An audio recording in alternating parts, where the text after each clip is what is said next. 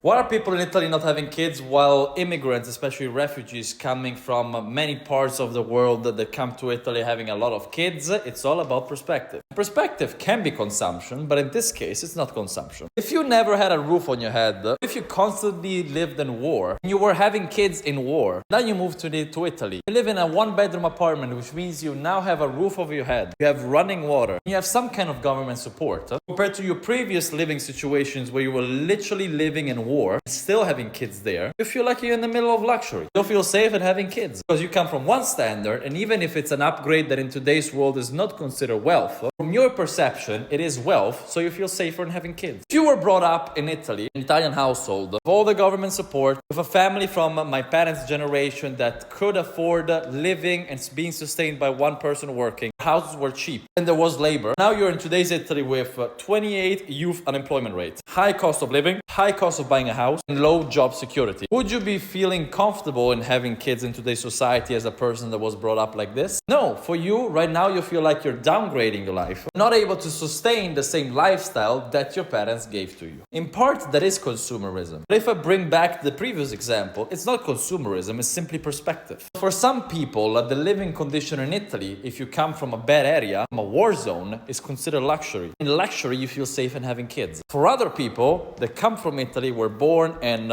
brought up in Italy, they see a society that is becoming worse, downgrade, and they don't feel secure in providing a lifestyle to their kids that is lower than their own. There's a mix between perception and consumption. Now, do I agree that in today's society we raise those standards, and if you're not traveling twice a year to some vacation place you're considered poor? I agree, that should not be normal. But at the same time, comparing Italian birth rate with immigrant birth rate is not an apples to apples comparison.